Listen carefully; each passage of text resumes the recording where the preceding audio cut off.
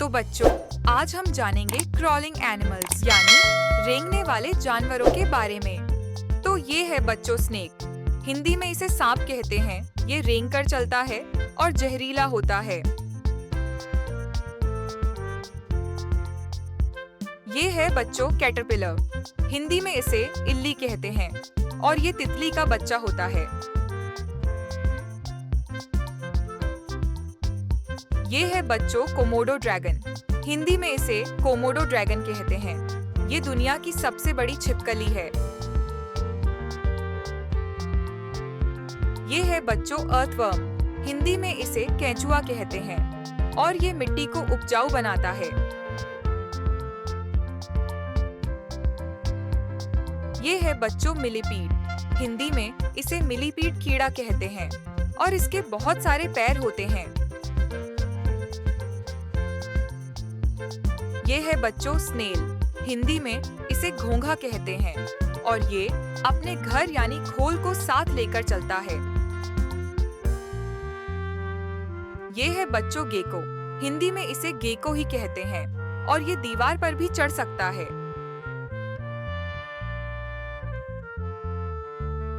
ये है बच्चों सेंटीपीड। हिंदी में इसे कनखजूरा कहते हैं और इसके 100 पैर होते हैं।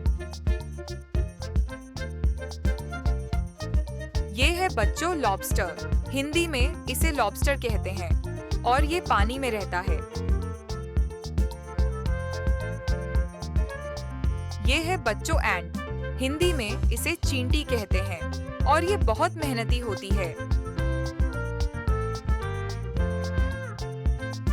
ये है बच्चों स्कॉर्पियन। हिंदी में इसे बिच्छू कहते हैं और इसकी पूंछ में एक डंक होता है। ये है बच्चों स्टारफिश। हिंदी में इसे सितारा मछली कहते हैं और ये समुद्र में रहती है। ये है बच्चों क्रोकोडाइल। हिंदी में इसे मगरमच्छ कहते हैं। ये पानी और जमीन दोनों पर रहता है। ये है बच्चों ऑक्टोपस। हिंदी में इसे ऑक्टोपस कहते हैं और इसके 8 हाथ होते हैं।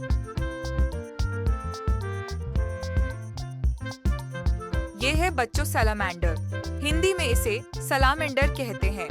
ये पानी और जमीन दोनों पर रहता है। ये है बच्चों क्रैब। हिंदी में इसे केकड़ा कहते हैं और ये साइड में चलता है।